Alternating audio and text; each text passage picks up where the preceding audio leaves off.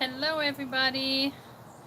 Thank you for joining. If you're able to join, I want to make a video today about little Ava's birth story. Here she is, asleep in the Ketan. She nursed and now she's asleep. She's doing really well. It has been a very easy adjustment with her. Of course, it's only been a little over 24 hours, so we're still waiting for the other shoe to drop, but so far everything is going really well. You can see here behind me our pool, and that actually plays into her birth story. That's why I chose to make the video here. So Eva was born on Sunday. She is actually my first Sunday's child. I don't know if this is a big thing in America, but in Germany, Sunday children are considered to be an extra special blessing, and that they're kind of like God's favorite children. I'm a Sunday child myself. In fact, I think all of my mom's kids are, except one was born on a holiday. So she got that down to a science. It took me 11 tries before I got my Sunday baby, but here she is. So I wanted to talk a little bit about my birth story. So I had been having prodromal labor for almost 3 full weeks. It started on a Monday night, and like I said, she was born on Sunday, 3 weeks later, so almost 3 weeks. And what prodromal labor is that a mom will be having contractions, and they're real contractions. They're not just Braxton Hicks, which you feel typically in your back, but they're contractions in the front that you feel in the front of your stomach, just like real labor contractions. But you don't actually go past the point of no return. So you'll have contractions, but then they'll go away. So typically what happens is that I will have prodromal labor in the evening. Once the house settles down and gets quiet, the contractions pick up and they'll be going, and then I'll take a bath or I'll go to bed for the night, and then they'll usually go away during the night. And then when I wake up the next morning, did you see that lightning in the back? It's monsoon here in Arizona, and that'll play into my story too. We'll get there. So they'll go away in the morning. They'll space out to about every hour throughout the day. During nap time, when everybody's asleep, they pick up again. And with this particular labor, they got as close as every 2 minutes apart. And I thought, for sure, if I go to bed, I can always tell when it's a real thing if I also wake up in labor. So like say I go to bed at 10 o'clock at night with contractions, if it's not the real thing, I will wake up the next morning with the contractions gone. If it is a real thing, I wake up around 1 in the morning with the contractions more intense. And that's when I know, okay, this is the real deal. Well, the longest I'd ever had prodromal labor was 2 weeks. With little Eva here, like I said, I actually went a full week overdue, which is also a first for me. And it went on for 3 weeks. And there were 2 nights before I actually had her. And it wasn't the 2 nights right before. It was like, one was like a week earlier and one was about 4 days earlier, where I did wake up at 1 in the morning, and I was in hard labor until about 5 a.m. And then when the sun started coming up, that's when the contractions fizzled out. So there had been 2 days already, one a week earlier and one about 4 days earlier, where I had thought for sure this is it, you know, this is the real labor. And it wasn't. So Saturday night came around, and I was having contractions like I have been having every night for almost 3 weeks at this point. And I went to bed around 10 or 11. I think I went to bed around 10, but it took me about 11 to actually fall asleep. And I woke up at 1:30 with hard labor contractions again. And I thought, okay, well, this may or may not be it. So, you know, I just putted around a little bit. By about 2:30, I woke my husband and I said, I think this is it. So he got the bathtub ready for me. I showed that in another video that we have this really nice corner bathtub that's great for a labor tub. He set that up for me, inflated the birth ball and things like that. And then I notified my midwife around 3 a.m. that I thought it was a real deal, but to just be on standby. And the reason for that is that unfortunately my midwife got like a severe tooth problem about 2 weeks ago. And she kept putting off getting it fixed because she thought, I'm going to have this baby any minute, and she didn't want to be out of commission with her tooth. You know, she needed like major procedures on it. So she didn't want to do that until after I had the baby. So she kept holding off and holding off. Well, by this weekend, it had gotten just so bad that she ended up going to an emergency dentist. She even went to the emergency room to try to get some relief, and nothing was working. So I didn't want to bother her, you know, unduly and call her out. She was on pain medication and antibiotics and steroids and everything to help with all that, and I didn't want to bother her if it wasn't a real deal. Well, I had already spoken with her because obviously she needed a backup plan in case she couldn't attend the birth, or even just have somebody there just because she wasn't feeling well. So she had a backup midwife that was coming, as well as her apprentice midwife that's just about done being trained. So those ladies were going to come with her in any case. So I just put them all on notice that, you know, I thought it might be the real thing, but not to head over yet. Because I thought, you know, who knows if this is it. Well, by the time 5 a.m. came around and the contractions had only gotten stronger and more painful, I knew that, okay, we are now past the point of no return. This is truly now active labor. There's no turning back. Baby's coming today. So by about 5 a.m., the three ladies showed up to my house. And, you know, they assessed the baby, they assessed me, and they checked my cervix for dilation. Now, for those of you who don't know about dilation, and this is not a video intended for dudes, so if this offends you, this is your time to click out of here. The dilation is basically your cervix opening to allow the baby to be born. The cervix is at the bottom of the uterus, and the baby has to pass through the cervix in order to be able to be born. Think of the cervix kind of like the neck on a turtleneck sweater, and it has to go from completely tightly closed to being 10 centimeter diameter open. So typically anything 3 centimeters and under is considered early labor and not very painful. And then from 3 to 7 is painful but manageable, and 7 to 10 is very painful and is considered transition. That's typically when mom's like, I don't want to do this anymore. Why did I do this? Just get me out of my misery. So when they come on and check me, I'm typically somewhere around a 5. I've been as much as a 7 by the time the midwife came on, but typically right around a 5. Well, on Sunday morning at 5 a.m. when they came and checked me, the midwife said 3, maybe 4. You know, 3, but with a little wiggle room, like almost 4.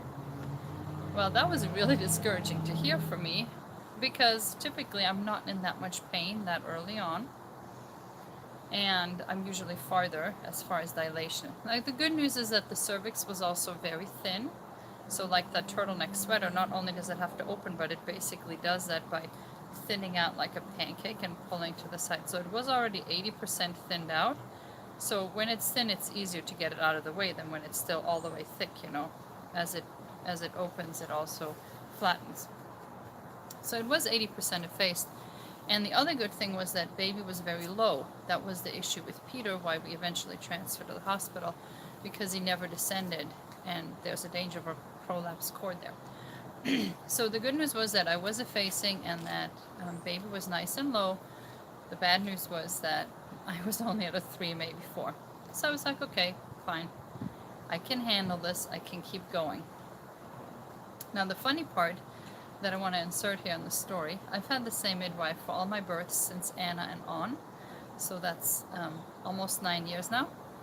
And she has, one of her greatest assets is that she has this insane intuition. Like, she will know things that there's no way to know, except she has this insane intuition.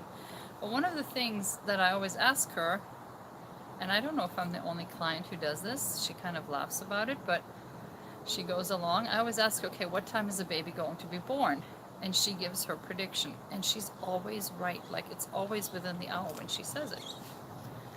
So when they tell me 3, maybe 4, I'm like, this is at 5 a.m. I'm like, okay, when's the baby going to be born? And she said, I don't want to tell you. I said, you have to tell me. And she said, 10:58. And I said, you mean AM or PM? And she said, oh, AM, 10:58 AM. So I was like, okay, you know, 6 more hours. I think I can do it. So, labored for about another hour and a half in the tub at this point. And it was manageable. I mean, it's very painful, it's labor, but it was manageable. Checked me again. I was at a whopping 5. No, 4, sorry. Now I was a solid 4, maybe going on 5. I gained 1 centimeter in an hour and a half. Which typically you want to see about 1 centimeter per hour. For first-time moms, it might even only be 1 centimeter every 2 hours. But for my 11th child and being in that much pain, I was like, please, I can't keep doing this. So I had at this point gotten out of the tub, and I was kind of just laying on the bed in the office, sleeping between contractions. They were about every 5 minutes apart, and lasting about 90 seconds, so I could sleep for about 3 minutes in between there. And got to be around 6:37. The house was now awake at this point. The older kids were helping feeding the younger kids, and I was just laboring in the bathtub and in the office. And then at some point, I think around 8, I decided I'm going to go outside in the pool. And that's why I'm making this video out here. Now, I had checked the temperature on the pool the night before. It was only 82 degrees, which is pretty cold. I don't like to get in the pool unless it's in the 90s because we're spoiled like that in Arizona. And the other thing is that 80s is nice when the air is warm. But if the air is cold or it's nighttime, the 80s really doesn't feel good. But this was 8 a.m. on Sunday morning, and the sun was coming out. It was a nice sunny day. It wasn't rainy like today. So I decided to try the pool because it sounded good to be able to stand just fully upright in water, because I kind of wanted to be squatting and standing upright like I would when I lean over the birth ball. I don't sit on it. I kind of put it on a bed and I lean over it so I can move with it, kind of same thing you see me doing here. So I wanted to do that, but obviously in a bathtub I couldn't do that, so I wanted to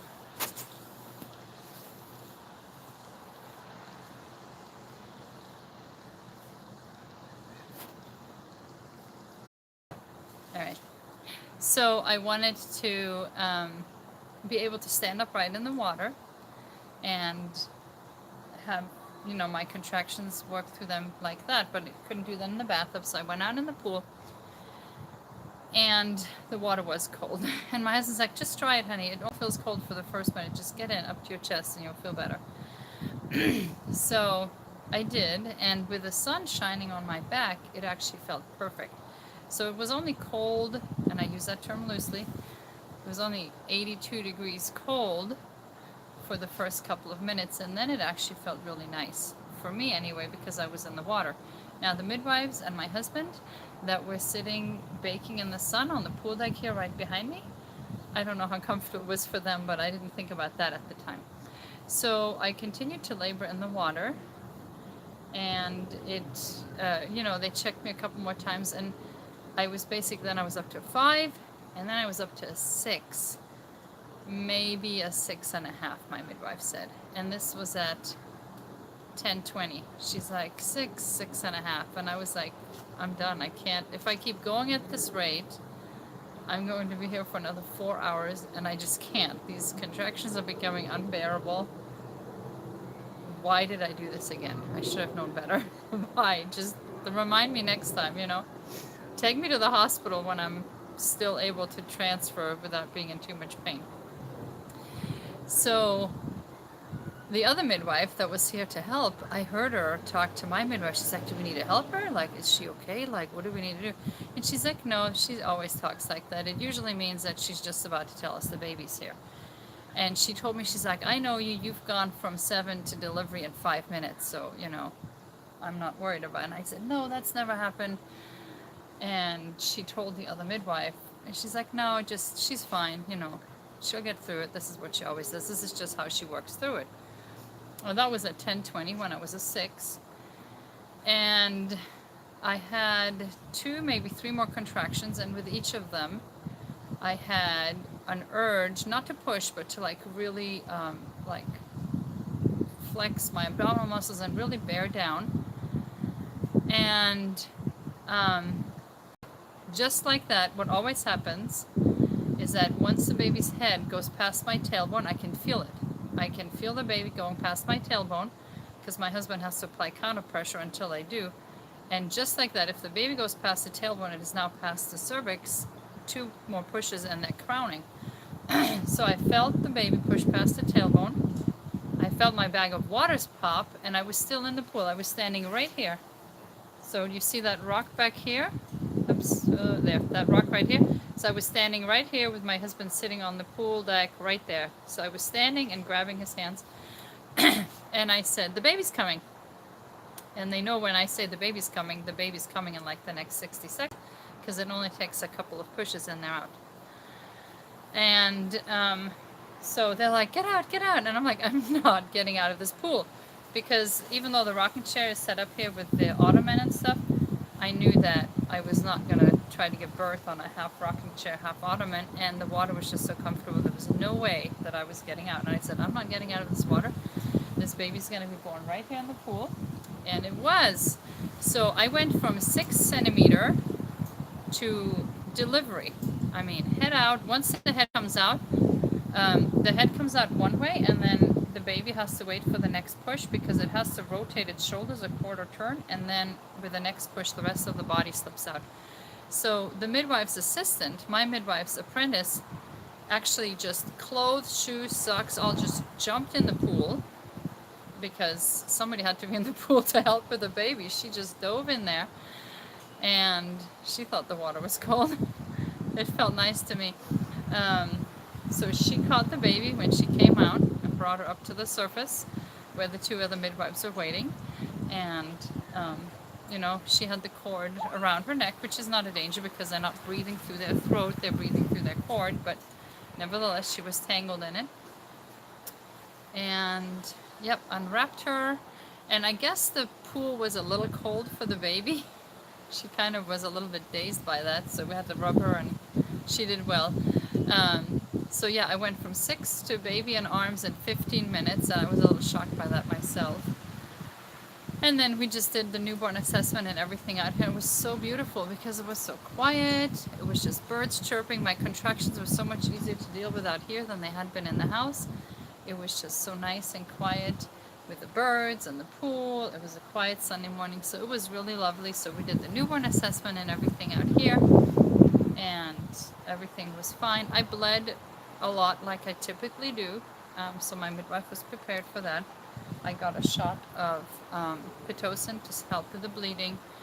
So after that, everything's been fine. It was a really good adjustment. Baby is a really easy baby, at least so far.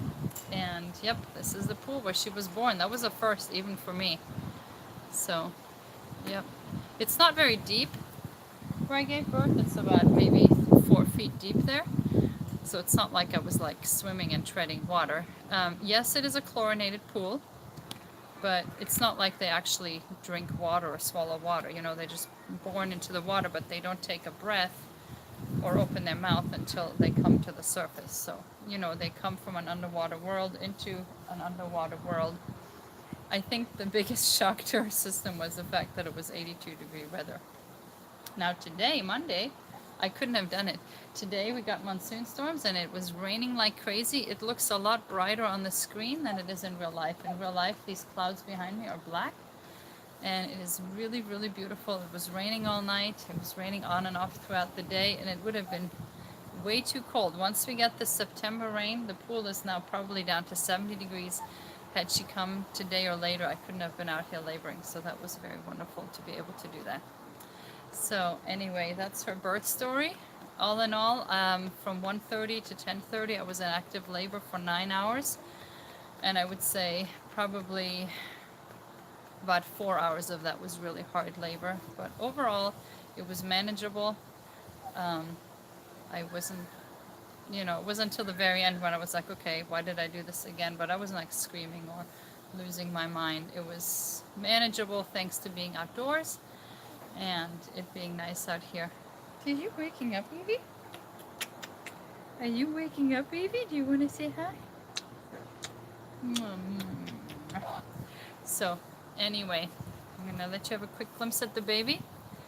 I can't check the questions, but I can review them later and maybe answer them in the comments. So if you have a question, you can leave them in the comments below. Evie's gonna say hi, and then we're both gonna say bye. And she's in her little dress. Come on up. Come on up, Peanut. Oh. Hey, say hi.